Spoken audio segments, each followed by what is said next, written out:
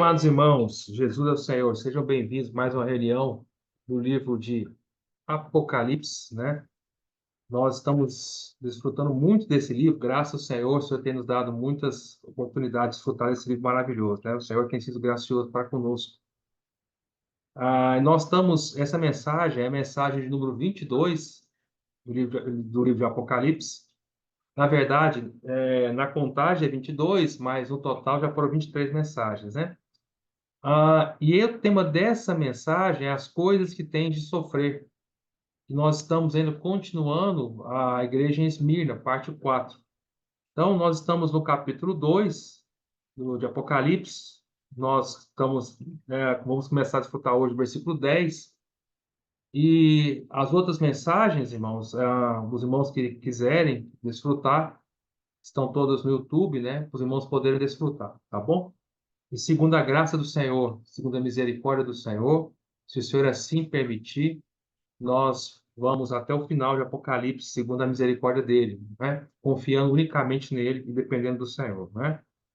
Bom, irmãos, a igreja em Esmirna, nós falamos semana passada do versículo 9 e a questão do sofrimento que os irmãos da época da igreja em Esmirna passaram. Eles passaram por tribulação, passaram por pobreza, passaram por difamação. Então, e no final, o Senhor fala que tudo isso veio da parte, na verdade, daqueles que se diziam judeus, mas na verdade não eram. Antes eles eram sinagoga de Satanás. Ou seja, isso está escrito no versículo 9, né? Foi o Senhor que falou. Por mais que seja pesado, isso são as palavras do nosso amado Senhor, que na verdade nunca são pesadas, né? Então, outras palavras, tudo que os irmãos passavam naquela época foi algo, no versículo 9, que veio da mão de Satanás.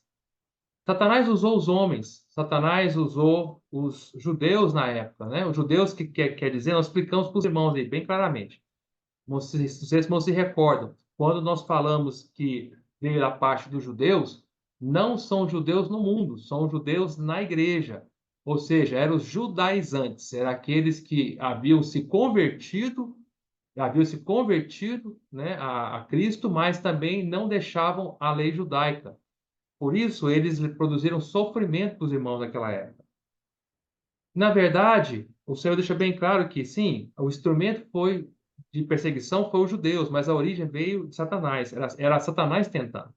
E até então, o inimigo, ele estava usando, né? Se os irmãos se recordam muito bem, até então o inimigo estava usando as coisas é, exteriores em relação aos irmãos, né? Por exemplo, a tribulação, nós falamos para os irmãos, né? A tribulação é um sofrimento que afeta o nosso espírito, não é? A pobreza é um sofrimento que afeta o nosso corpo. Você é privado de ter o que comer, você é privado de ter o que vestir. E a blasfêmia, que a palavra no grego não é blasfêmia, é difamação, é um tipo de sofrimento que afeta a nossa alma, né? Quando nós somos difamados pelas pessoas, nossa alma sofre com isso. Então, o inimigo havia levantado perseguição contra os irmãos da igreja em Esmirna dessa época, desse período, que é um período, né, de alguns anos.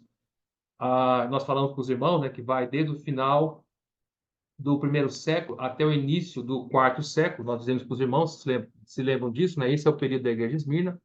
Então, esse período todo, o inimigo ele utilizou algumas táticas. Então, a primeira tática que ele usou é a tentar atacar o ser tripartido dos irmãos, né, utilizando esse tipo de sofrimento, né? Tribulação no espírito, a pobreza no corpo e a difamação da alma.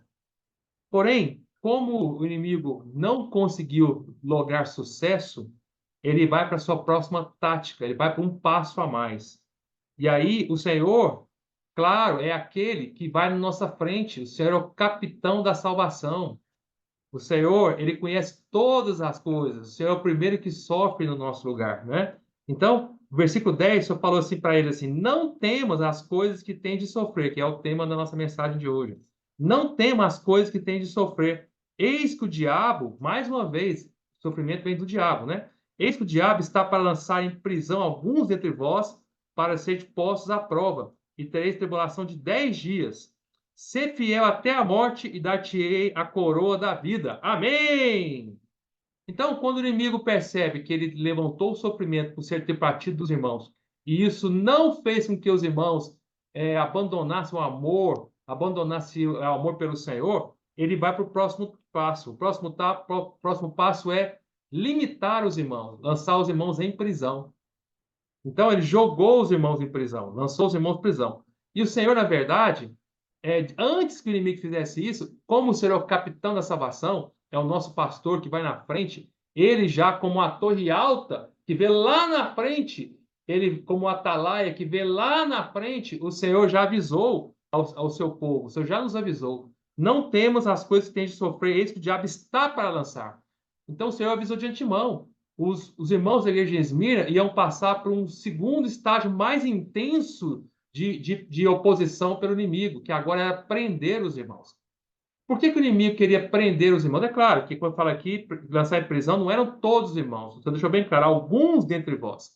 Então, alguns no meio dos irmãos, naquele período de tempo, entre o final do século I até o início do século IV, o inimigo usou a tática de prender os cristãos, alguns dos irmãos. Por quê? Porque ao prender os irmãos, o que ele queria com isso? Ele queria, primeiro, restringir a esses irmãos para que eles não dessem testemunho, para que eles não pregassem o evangelho, para que eles não falassem do Senhor. Então o inimigo pensou assim: puxa, produzir sofrimento, não adiantou nada. Então o próximo passo agora é prendê-los. Eu vou tentar limitar eles agora, eu vou limitar eles a uma cadeia, a uma prisão. Então ele tentou essa tática, prendendo, né, os irmãos, lançando a cadeia, para que eles não testemunhassem. Porque o sentimento do inimigo era: ora, se eu prender os cristãos, eu prendo o evangelho também. Mas, irmãos, em Cristo nós somos mais que vencedores, né? Paulo mesmo falou que Paulo estava preso, mas o evangelho não estava preso, né? Paulo estava em cadeias, em algemas, mas o evangelho não estava algemado. Irmãos, ninguém pode impedir o evangelho, amém, de avançar. Ninguém pode. Ainda que o inimigo tente nos prender, a palavra de Deus não está presa. O inimigo, todas as táticas dele, ele é derrotado. O Senhor é conosco, não é? E aí ele vai num estágio mais ainda. Ah, bom, voltando um pouquinho. Então ele quer prender os irmãos, primeiro, para tentar impedir a propagação do evangelho. Segundo, ao fazer de prender os irmãos naquela época, o que ele queria? É a mesma tática de hoje, né? É que os irmãos também não tivessem comunhão uns com os outros, era impedir a comunhão. Ora, se eu prender os cristãos, eles não vão ter comunhão uns com os outros. Não só não vão testemunhar, mas não vão ter comunhão. Irmãos, nada pode impedir a propagação do evangelho. Nada. Vocês sabem, né, que nas biografias que eu li do irmão Otmani, depois que o irmão Otmani, isso é só como uma licitação de testemunho, né? Depois que o Otmani foi preso, ele foi preso de 52 e ficou preso até 72. Ele faleceu na prisão. Então, muito pouco, os irmãos tiveram conhecimento do que aconteceu nesse período de 20 anos em que o irmão Otmani ficou preso. Como ele ficou preso sob o regime comunista, então era muito fechada a China, os irmãos não tiveram mais muito ideia do que estava acontecendo com o irmão Otmani. Mas houve um período que houve um vazamento de informação. Ou seja, que vazamento? Um dos presos que estava preso com o Otmani, ele foi liberto. E aí ele não foi liberto, mas fugiu da China e os irmãos tiveram contato com esse prisioneiro, que agora era um irmão em Cristo. E ele testemunhou uma experiência maravilhosa do irmão Otmani, não é? Não sei se alguns irmãos sabem, né? Poucos irmãos sabem. Está em algumas das biografias do Otmani, né? Não está na biografia do irmão Lee, está em outras biografias. O irmão Otmani tem mais de 4 biografias, né? E aí, esse irmão testemunhou que ele se converteu na prisão pelo testemunho do Otmani. Ou seja, o evangelho não está preso e a comunhão também não está. Irmãos, se nós estamos numa situação, entre aspas, de prisão, irmãos, em que nós achamos que não tem ninguém conosco, que não só o evangelho está preso, mas a comunhão entre nós também foi barrada, irmãos, creiam no Senhor e orem: Senhor, gere o meu companheiro, gere a minha companheira. Senhor, se há alguém preso comigo, ele será o meu companheiro, ele será a minha companheira, ele será aquele que vai crer no Senhor, e ele vai ser aquele que eu vou falar do Senhor, e vai ser aqui que a comunhão vai surgir, não é? Irmãos, às vezes eu sinto, que não sei se vocês percebem isso, mas eu sinto que às vezes o meu trabalho é uma prisão. Às vezes eu passo o dia inteiro preso naquele consultório, sinto que ali é uma prisão. E aí eu já falei para o Senhor várias vezes, Senhor, se eu estou aqui, se essa é a minha prisão, aqui é que vai sair a vida. Daqui que vai sair o evangelho. Se eu estou preso, eu posso estar preso, entre aspas, né? Mas o evangelho não está preso e a comunhão não está presa. O inimigo não pode nos impedir de ter comunhão, irmão, onde nós estivermos, no seu trabalho, na sua família, em qualquer lugar que nós estivermos, a comunhão não pode ser presa. A palavra de Deus nunca vai ser impedida. E aí o Watchman então pregou para esse prisioneiro, ele creu no Senhor. E ele contava que à noite, quando todo o silêncio da cadeia se instalava, só se ouvia lá no fundo, bem baixinho, o irmão Watchman louvando ao Senhor, com um hino bem baixinho, cantando nas trevas da prisão, né? E esse prisioneiro relatou isso. E aí todo aquele hino do irmão Watchman, mesmo que baixo, ele se difundia por toda a cadeia, né? Por todo o corredor da cadeia. E aí um dos guardas gritou lá do longe, um dos guardas, que era um guarda que gostava do Watchman, gritou lá do longe assim, porque os comunistas, como deixaram o Watchman muito fraco, não davam comida para ele, não davam alimento para ele, né? Muitas vezes puniam ele por falta de comida, né? E ele ficou muito fraco. Aí esse soldado, esse policial, né? Esse guarda da prisão prisional gritou lá no fundo, falou assim: Watchman, você ainda está vivo? Né? Porque eles imaginavam que qualquer noite dessas ele morreria, né? Por inanição, por fome, né? E aí o Watchman, ele gritou lá no fundo, ele gritou assim: eu ainda estou vivo, porque você ainda não creu no Senhor. O dia que você crê no Senhor, então o Senhor pode me levar. Mas enquanto você não crê no Senhor, eu ainda estou aqui, por causa de você. Então, irmãos, o que eu quero dizer com isso é que o Evangelho não está preso. O inimigo ele pode tentar nos lançar em prisão, né? Mas ninguém pode prender em cadeias a palavra de Deus. O segundo motivo que o inimigo tentou lançar de prisão não só era para não dar testemunho, para que não tivesse comunhão, mas o terceiro motivo também seria para que pudesse quebrar o coração dos irmãos, para que os irmãos então possam finalmente negar o Senhor e pudesse finalmente perder as suas forças e desistir. Mas, irmãos, nem a morte, nem a vida, né? Como Paulo fala em Romanos 8, nem qualquer. Vamos ler lá? Deixa sua fitinha aqui em Apocalipse 2. Eu sei que vocês conhecem muito bem esse trecho, né? Mas é tão maravilhoso, vale tanto a pena nós escutarmos, né? É tão encorajador, é um trecho é, tão profundo, tão maravilhoso, né? Então, Romanos, capítulo 8, Paulo fala assim, no versículo 31. Que diremos, pois, à vista dessas coisas? Se Deus é por nós, quem será contra nós? Amém! Amém. Esse versículo está aqui num quadrinho, na minha sala da minha casa, porque é onde nós nos reunimos todo domingo, parte do pão, tem esse quadrinho sempre para nos lembrar. Se realmente Deus é por nós, quem será contra nós? Então, nossa preocupação não é quem é contra nós. Nós não preocupamos, não é se o inimigo é contra nós, se o inimigo vai levantar tribulação, se o inimigo vai nos prender. Não, o que nós preocupamos é, Senhor, tu és por nós? Senhor, tu és realmente por nós? Realmente somos por ti e o Senhor é por nós? Porque se nós somos pelo Senhor, o Senhor é por nós. E se o Senhor é por nós e somos pelo Senhor, então a próxima pergunta é: quem então será contra nós? O inimigo? Satanás?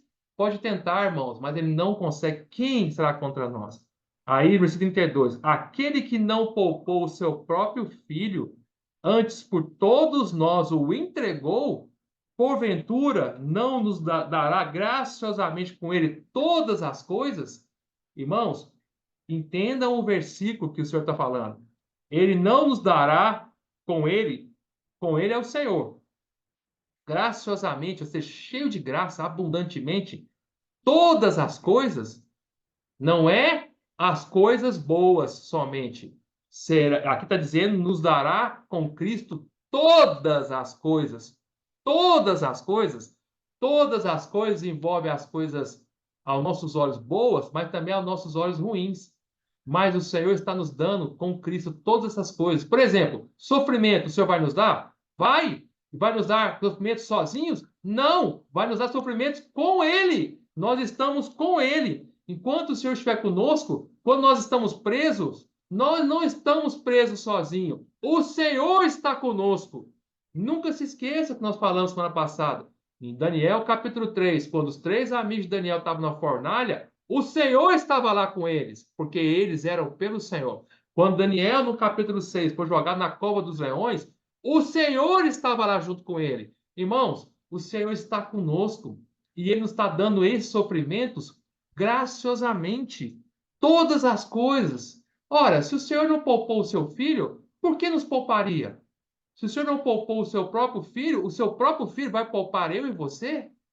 Irmãos, o Senhor nos dá com ele graciosamente todas as coisas, as boas e as dificuldades também. Versículo 33. Quem tentará acusação contra os eleitos de Deus? É Deus quem os justifica. Quem os condenará? É Cristo Jesus, que morreu, ou antes, quem ressuscitou. Lembre-se que o Senhor se apresentou para a igreja de Esmira como aquele que morreu e aquele que ressuscitou e que vive pelos séculos dos séculos. Aí aqui também Paulo fala a mesma coisa. Quem os condenará? É Cristo Jesus quem morreu. Ou antes, quem ressuscitou, o qual está à destra, o qual está à direita de Deus e também intercede por nós. Amém! Ele ora por nós. No ministério celestial de Cristo, o Senhor hoje, humanamente falando, como o homem, filho do homem, ele está no terceiro céu. O Senhor, como o Espírito está em nós, os que creem. Mas como homem, ele está no terceiro céu. E como ele está no terceiro céu, o Senhor, o ministério dele hoje é interceder por nós. Ele está na cadeia conosco, no nosso espírito, mas ele está no terceiro céu intercedendo por nós. Irmão, isso é maravilhoso. Aí o versículo 35. Quem nos separar do amor de Cristo? Irmãos, o inimigo não pode nos separar do amor do Senhor. Ele pode nos prender, mas ele não pode nos separar do amor de Cristo. Será que o amor de Cristo penetra por todas as cadeias, rompe todas as barreiras, destrói todas as barreiras e paredes que o inimigo se levanta contra nós. O amor de Cristo penetra tudo. Vocês se recordam, não sei se vocês se recordam, eu não tenho tempo para ler aqui, mas vocês se recordam em Cântico dos Cânticos? Houve um período em Cântico dos Cânticos que a amada ali, representada que é a Sulamita, né? A amada ali em Cântico dos Cânticos, você sabe, Cântico dos Cânticos foi um livro que escrito por Salomão. Salomão escreveu milhares de cânticos, né? Estima-se que ele escreveu mais de 10.000 cânticos. Mas de mais dos 10.000 cânticos que Salomão escreveu, o Espírito Santo escolheu apenas um cântico dos 10.000 que ele escreveu para estar na Bíblia, né? E esse Cântico dos Cânticos, ou em algumas Bíblias também está escrito como Cantares, conta a história de um relacionamento entre um homem e uma mulher, entre o amado e a sua amada. Esse amado representa o Senhor Jesus, que no caso ali era Salomão. E a amada ali, né, representa cada um de nós individualmente como igreja. Ali não é igreja coletiva, não é nós com todos os irmãos, não, é a minha relação pessoal entre eu e o Senhor. E ali a amada o nome dela no final do livro aparece, o nome dela tem um nome, ela chama-se Sulamita, que é o feminino da palavra Salomão. Assim como tem Paulo e Paula, Renato e Renata, tem também Salomão e Sulamita. Ou seja, a amada, no final do livro, ela tornou-se exatamente um com seu amado. De tal maneira que até o nome era o mesmo. Eles eram a mesma pessoa. Era o Salomão em forma de mulher, né? Agora era a Sulamita. Ela era totalmente identificada com o seu amado. O noivo e a noiva era totalmente um. Tudo que o Salomão era, Sulamita era. Tudo que Salamita era, Salomão era. Eles eram totalmente um. Claro, nós estamos falando não na deidade, nós estamos falando assim em unidade, né? Isso vai acontecer conosco, né? Um dia, todos nós seremos exatamente um com o Senhor, nós vamos casar, tornar-se uma só carne com o Senhor. Porém, isso é no final do livro. Aí, no meio do livro, chegou um momento que a amada, ela se fechou contra o Senhor. Ela fechou o seu coração. Ela entrou no que a gente chama de introspecção. Ela se fechou em si mesma.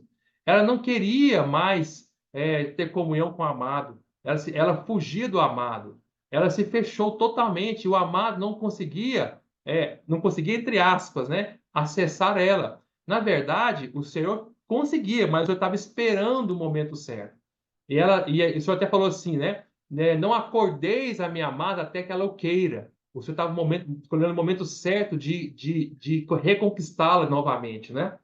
E como foi que o Senhor a reconquistou? Quando ela estava fechada, né? Ela estava dormindo no seu quarto, ele veio, bateu na porta à noite, né?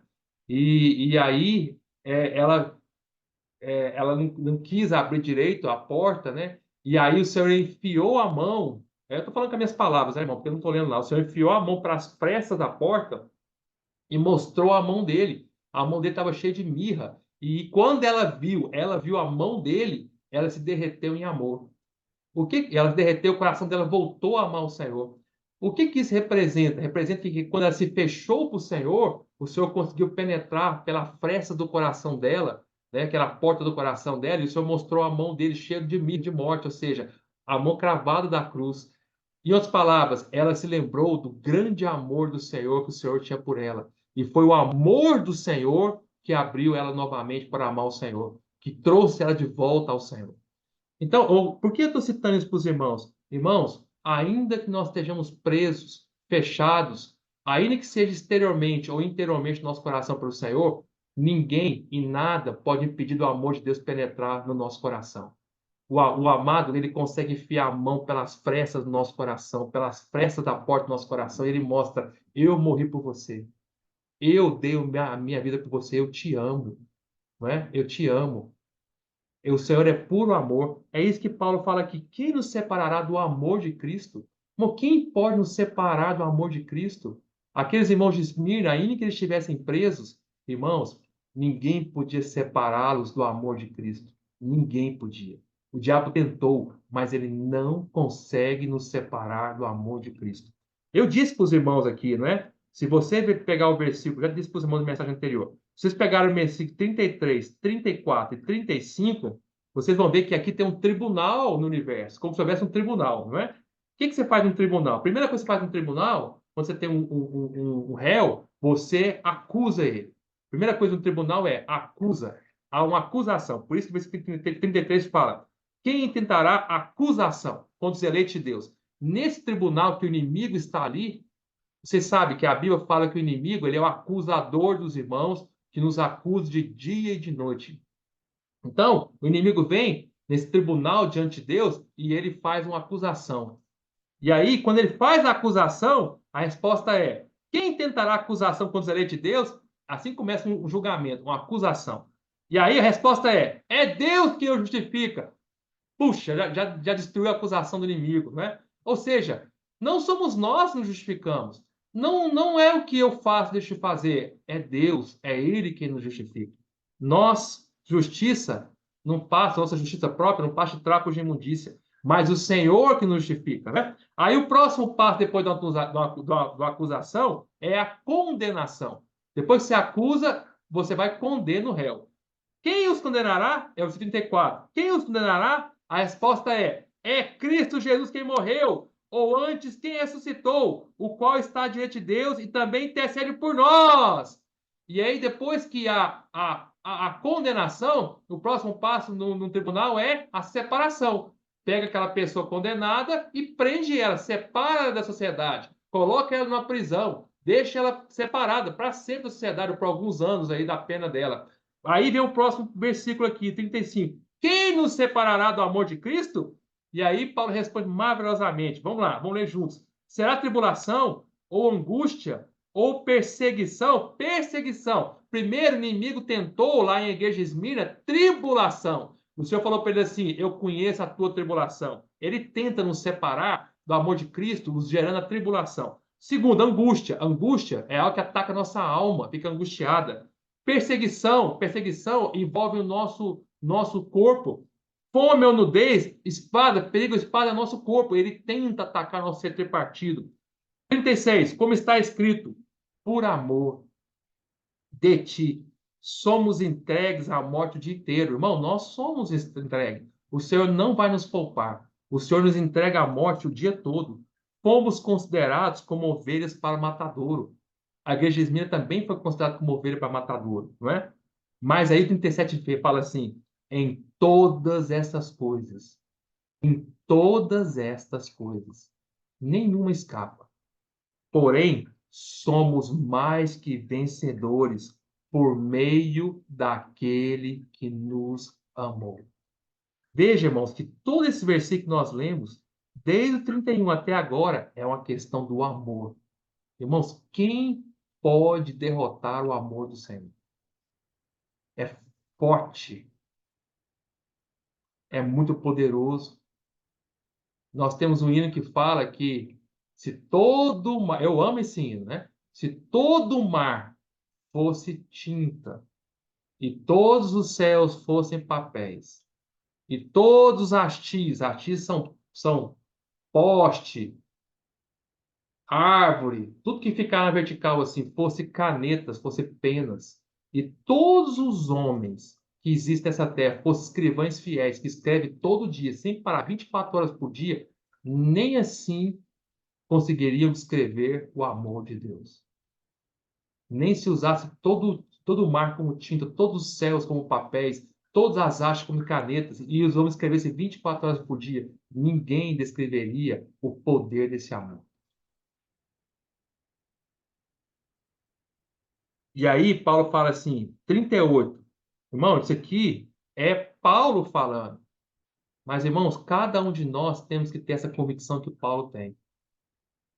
O Senhor espera que eu tenha, que você tenha. Aqui é Paulo, ele usou eu. Mas será que eu também usaria esse eu? Mas vamos usar esse eu também? Porque eu estou. Essa é a hora de você e eu usarmos o eu. Eu estou bem certo, de que nem a morte, já que o inimigo tentou a tribulação do homem, atacar nosso homem tripartido, no versículo 35, certo? Não deu certo. Ele nos jogou em cadeias, né? Foi para o matadouro. O matadouro é quando você prende as ovelhas para depois matá-las. Prende elas, né? Você leva todas as ovelhas para o matador, prende elas, depois vai matá-las, né? Ele tentou no 36 prender. Não deu certo, aí ele vai para a última tática dele, levar até a morte. No versículo 38.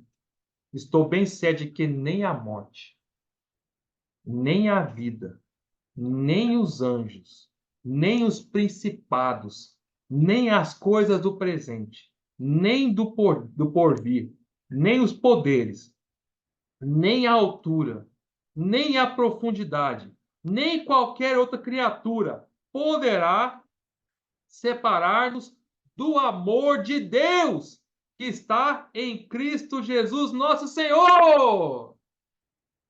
Isso é também a mesma coisa que fala na igreja de Esmirna. Vamos voltar para lá? Vamos lá.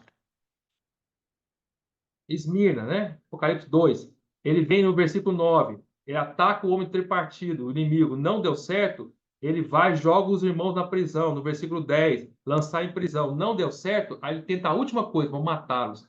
E aí fala o versículo, final do versículo. Ser fiel até a morte. E dar-te-ei a coroa da vida. Irmãos, o inimigo não pode, não consegue nos afastar do amor de Deus. E eu quero voltar para o versículo 10. Eu quero que vocês gravem isso, né? Não temas. Quem está falando é o Senhor. Falando para mim e para você. Não temas as coisas que tens de sofrer. Não temas. Aqui, nessa frase, duas coisas me chamam a atenção. Primeiro, só fala assim, é não temer. Irmão, quando nós amamos o Senhor, nós não tememos, porque o amor de Deus, ninguém pode nos separar dele. João fala isso, perfeito amor lança fora todo medo. Lembra desse versículo? Claro, João está se referindo ali, perfeito amor lança todo medo, está se referindo, na verdade, né, na volta do Senhor ali, né, no tribunal de Cristo. Mas é o mesmo princípio, né? O perfeito amor lança fora todo medo. Nós não temos medo, nós cremos no amor. Nós sabemos que o Senhor nos ama, não é? Então, quando nós amamos o Senhor, irmãos, Está lá em 1 João, capítulo 4, versículo 18, fala assim: no amor não existe medo. Antes, o perfeito amor lança fora o medo. Ora, o medo produz tormento. Logo, aquele que teme não é aperfeiçoado no amor. Nós amamos porque ele nos amou primeiro. Nós amamos porque ele nos amou primeiro. Irmão, o Senhor fala, não temas. E a segunda coisa que eu falar para nós aqui, que eu me toco muito, é as coisas que tens de sofrer. Às vezes, irmão, não pense que por sermos cristãos nós não temos que sofrer. Só fala que há coisas que nós teremos que sofrer. Nós temos que sofrer. Não temos as coisas que tens de sofrer. Irmão, nós não pense que nós não passaremos por tribulação, por sofrimento. Vamos passar, irmãos. Nós não estamos buscando aqui. Nós não estamos pedindo para o Senhor o sofrimento, né? Não estamos pedindo. Mas o fato é que o Senhor diz: nós não temos as coisas que tem de sofrer. E aqui eu me recordo que o Senhor falou para os discípulos lá em Mateus 11. Vamos ler lá? Mateus 10, quer dizer. Vamos ler juntos? Mateus 10. Fala assim. Vamos ler. Mateus 10, versículo 16. Mateus 10, 16. Abra aí. Quando o Senhor enviou os 12, o Senhor então os admoestou. E depois o Senhor os estimulou. Depois o Senhor mostrou as dificuldades. E por fim o Senhor mostrou: se vocês forem fiéis, haverá recompensa. Então vamos ler as admoestações. Você falou assim, versículo 16. Eis que eu vos envio como ovelhas para o meio de lobos. Espera aí, Senhor. Não é possível. O Senhor vai me enviar. O Senhor não me ama? O Senhor não me ama, não? O Senhor vai enviar eu, seu filho, uma ovelhinha, para cair na boca do lobo? Se, se eu fosse o pai, eu falava assim, eu ia tirar meu filho o mais longe possível de próximo do lobo. Mas eu falando assim, não, eu não estou tirando vocês do meio do lobo, estou enviando vocês para o meio do lobo. Vocês são ovelhas e estou enviando para onde está o lobo. Parece que não é amor, não é? Senhor, como é que você me envia para o meio do lobo? Eu sou ovelhinha, você vai me enviar para onde tem o predador, o lobo? Aí o Senhor fala, mas o Senhor, ele está nos advertindo. Ele é a torre alta, que ele vê lá longe, ele está nos avisando. Mas ele também nos dá a proteção. Ele fala, portanto, sede, portanto, prudentes como as serpentes e simples como as pombas. Acautelai-vos dos homens, porque vos entregarão aos tribunais e vos açoitarão nas suas sinagogas. Olha o tribunal aí, olha a sinagoga. Continuando, por minha causa serei levados a preço de governadores e de reis, para lhes servir de testemunho a eles e aos gentios. Irmãos, quando nós estivermos no meio dos lobos, a nossa função é dar testemunho. Quando nós estivermos passando pelas dificuldades e sofrimentos, lembremos-nos, o Senhor quer nos usar como testemunhas fiéis dele. Estamos ali para representar o nosso Senhor, para dizer que nós o amamos, custe o que custar. 19. Quando vos entregarem, não. Olha, o Senhor falou assim: quando vos entregarem, não é e se eles entregarem. Não, não é uma questão se. Se fosse se, era uma questão de condicional, quer dizer, de possibilidade, quer dizer, na verdade, possibilidade condicional. Talvez entregue, talvez não. Pode ser que entregue, pode ser que não. Mas o Senhor não usou a palavra se. O Senhor usou o advérbio quando. Quando quer dizer tempo. Vai acontecer, é só uma questão de tempo. Quando vos entregarem, não cuideis em como ou que haver de falar. Bom, mas assim, nós seremos enviados como testemunhas, mas nós não precisamos nos preocupar o que falar. Sabemos que estamos ali passando testemunha, mas o que falar não cabe a nós. Cabe ao Senhor, que é a própria palavra que mora em nós e habita em nós. Ele, como Espírito, vai falar. Ele fala: Porque na hora exata, no momento certo, naquela hora, quando você fala naquela hora, é algo específico. Naquele momento, naquela hora exata, fique tranquilos, né? Vos será concedido o que haveis de dizer, porque vocês são a minha testemunha. É uma questão de momento certo.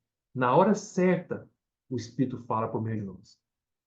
Visto, 20, que não sois vós o que falais, mas o Espírito do vosso Pai é quem fala em vós, que fala em nós, dentro de nós. Um irmão entregará à morte outro irmão. Puxa vida. Um irmão está entregando o outro à morte. E o pai ao filho. Filhos haverá que se levantarão contra os progenitores e os matarão. Sereis odiados de todos por causa do meu nome. Não é de alguns, não. Todos. Aquele, porém, que perseverar até o fim, esse será salvo.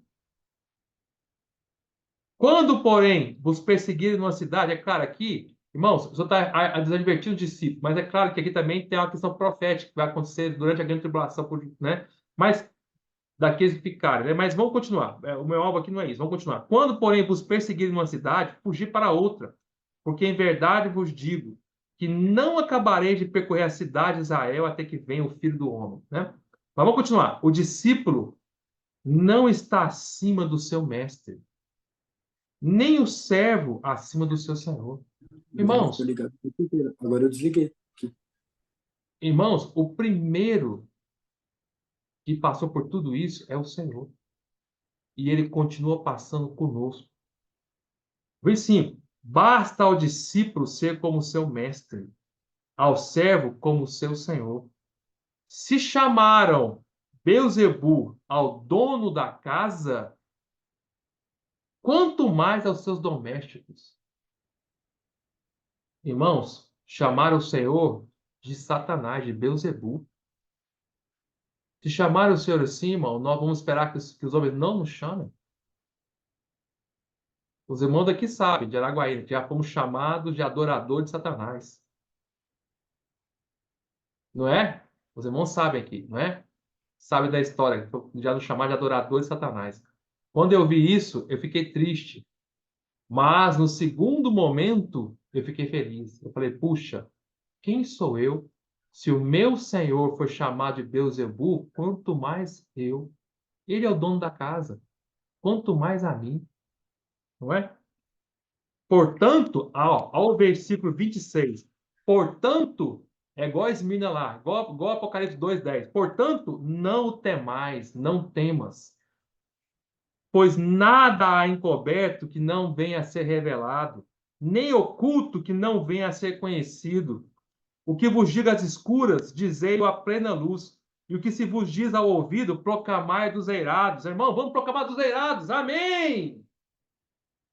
Não vamos temer, vamos falar a plenos pulmões, vamos para a ponta dos eirados, para os telhados, vamos falar para plenos pulmões, irmãos. Nós somos do Senhor. Amém!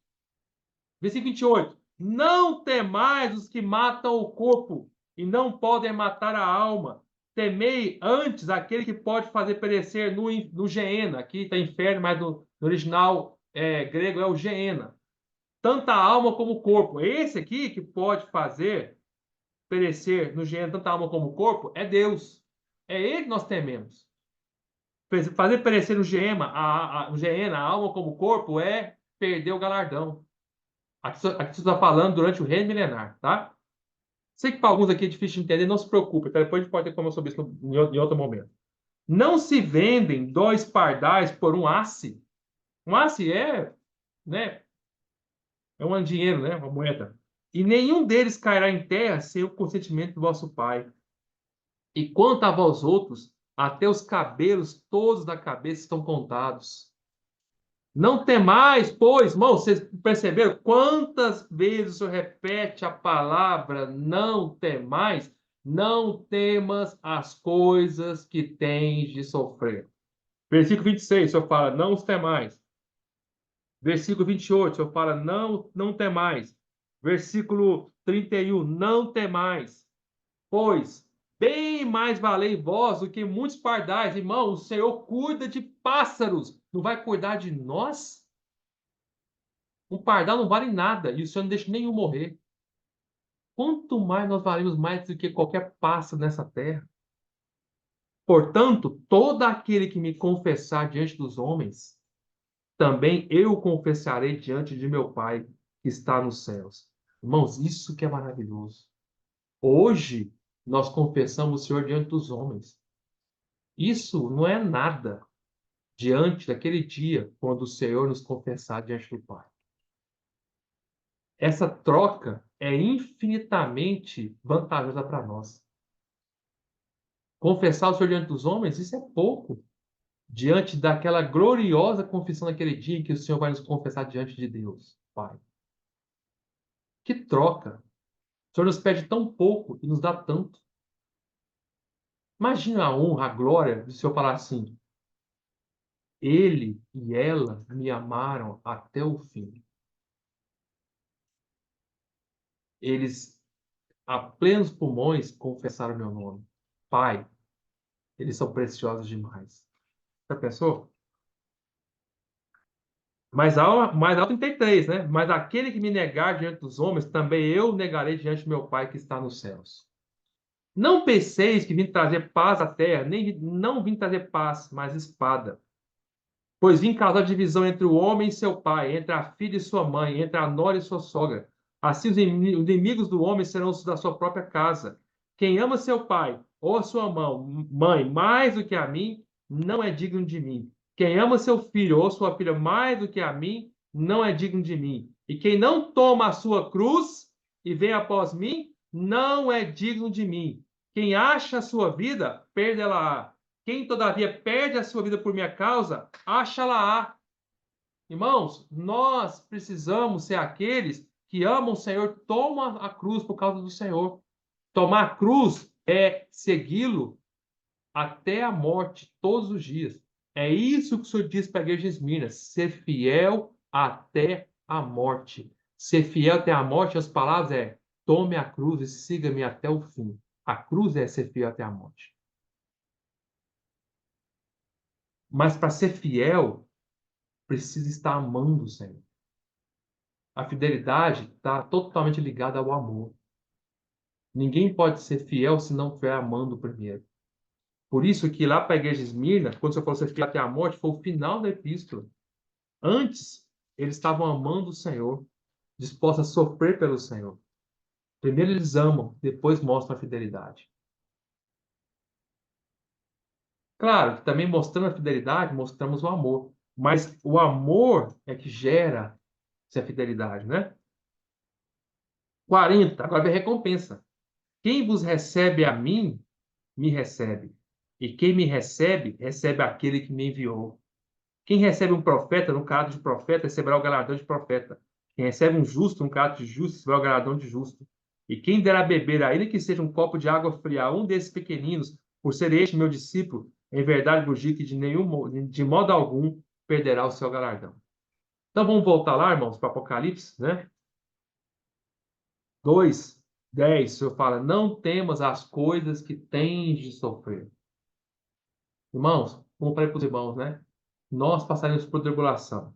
Vocês se lembram de Tiago? Vamos ler Tiago? Eu acho que tem que ter um... Bom, vamos terminar aqui. Ele fala assim, eis que o diabo está para lançar em prisão alguns dentre vós, para ser expostos à prova. A prisão é uma prova. Quando estamos presos, irmãos, em qualquer situação, é o momento que nós estamos sendo provados. E aqui é importante, que deixou bem claro mais uma vez aqui na epístola, toda a origem da tribulação não vem dos homens. Os homens podem ser instrumento, mas vem do diabo. No versículo 9, a tribulação contra o ser tripartido dos irmãos de Esmirna tinha origem Satanás. E também lançar na prisão tinha origem do diabo. Aqui não fala que eis que o diabo está para lançar em prisão. Aqui não fala assim, eis que alguns homens utilizados pelo diabo estão para lançar em prisão algum dentre vós. Não, aqui fala que o próprio diabo está fazendo isso. O princípio aqui é o seguinte: quando nós somos perseguidos, não olhemos para os homens, vamos para a raiz daquela perseguição. É o inimigo. Não vamos odiar as pessoas, vamos odiar o inimigo. A nossa luta não é contra carne e sangue. Não é a carne e sangue que está fazendo isso contra nós. É o diabo. Ele é a origem de tudo isso. Por isso que o versículo deixa, se eu for bem claro, é o diabo que vai lançar vocês em prisão. É o diabo. Nunca confundamos os homens com o diabo. Nossa luta é contra o diabo, tá? É ele que nós odiamos e resistimos. Ele é o nosso inimigo. Para ser posta a porta, tereis tribulações de 10 dias, né? Essa tribulação de 10 dias tem muitos significados aqui, né? Bom, 10, o número 10 é um período completo. O número 10 quer dizer um período de tempo completo. Alguns interpretaram esse 10 como 10 anos, tá? Ou 10 dias, mas não faz sentido aqui, tá? Então, o sentido da palavra 10, o número 10 na Bíblia quer dizer um período completo. Quer ver? Vamos entender, por exemplo. Ó, vamos lá, Daniel, só para ilustrar, né? Como 10 é um número completo de tempo. Ou seja, é o que Deus faz de forma completa. Daniel, capítulo 1, por exemplo, versículo 12. Fala assim, ó. Daniel 1, 12. Daniel virou para o cozinheiro-chefe, né, do Nabucodonosor, que era chefe dos eunucos, né, e pediu que experimentasse eles, Daniel e seus amigos, por um período de 10 dias. Então fala assim: experimenta, peço-te, os teus servos 10 dias, e que se nos deem legumes a comer e água a beber. Então se veja diante de ti a nossa aparência e a dos jovens que comem das filhas iguarias do rei, e segundo vires, age com os teus servos. Então, 10 dias é um período, quer dizer, é um período que Deus faz algo completo. Quer dizer, é o tempo exato que Deus tem para tratar conosco, né? Por exemplo, outro exemplo está lá em Gênesis, mas eu não vou ler com os irmãos. Vamos ler Jeremias, só por causa do tempo. Jeremias 42, mais um exemplo aqui, ó. Jeremias. Estou ilustrando aqui para vocês agora o que o número 10 significa. Um período de tempo de provação completo. Jeremias 42, versículo 7, fala assim: ao fim de 10 dias veio a palavra do Senhor a Jeremias. Então, o número 10 quer dizer um período completo. E, ao mesmo tempo, quer dizer um período limitado.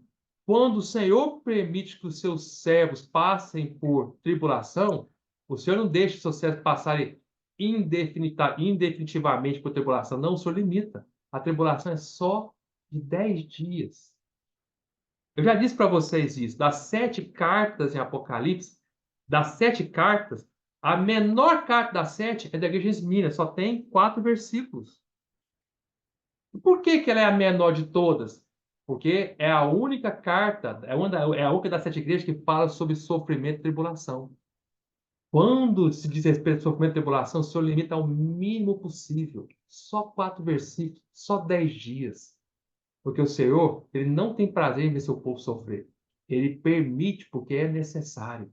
Mas ele limita ao máximo possível por amor ao seu povo. Sempre o Senhor faz isso, irmãos.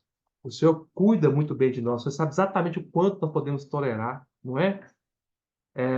Olha, por exemplo, Mateus 24, versículo 21.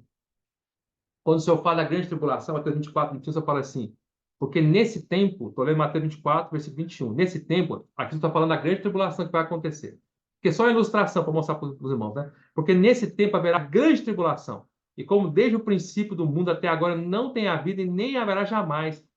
Ó, o 22, que é a continuação. Não tivesse aqueles dias sido abreviados, ninguém seria salvo. Mas por causa dos escolhidos, tais dias serão abreviados. Ou seja, quando é uma questão de tribulação, o Senhor abrevia o mínimo possível, porque o Senhor ama o seu povo.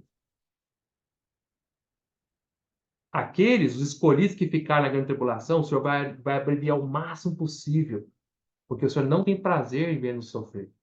O Senhor permite, mas ele abrevia o máximo possível. É só 10 dias, irmãos. Só 10 dias, não é? Não 10 dias no sentido literal. Alguns dizem também que esses 10 dias que a igreja de Esmirna teria que passar diz respeito a 10 grandes perseguições que a igreja passou nesse período entre o final do século I e o início do século IV.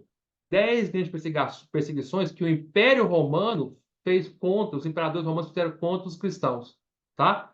Por exemplo, alguns contam assim, a primeira grande tribulação foi feita por Nero, entre o ano 64 ou 66. Nero matou muitos cristãos. A segunda grande perseguição foi do imperador Domiciano, no ano 93. A terceira foi Trajano, no ano 104. A quarta foi Adriano, no ano 125. A quinta foi por Marco Aurélio, no ano 151. A sexta por Sétimo Severo, no ano 197.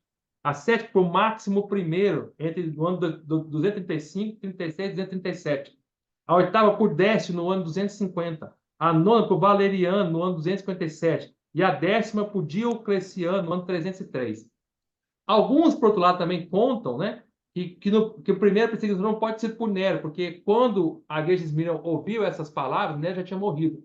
Então, se você for contar, pensando dessa maneira, então a primeira seria por Domiciliano, e a décima seria, no final, por Lilínio, tá? Por Lilínio, o último imperador que perseguiu. Depois disso, aí veio Constantino, que ele cessou a perseguição contra os cristãos e uniu o mundo com a igreja, né? Que era a igreja império. Então, isso também é alguma maneira de alguns explicar esses 10 dias, tá?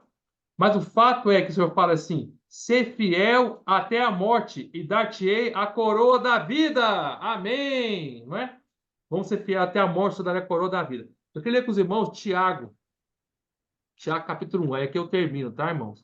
E aí, na mensagem seguinte, vou continuar o final do versículo, a coroa da vida, e o último versículo, versículo 11. Mas vamos só ler aqui Tiago, irmãos. Tiago capítulo 1.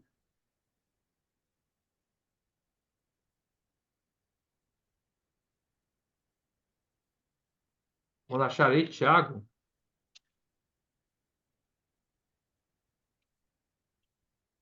Tiago capítulo 1.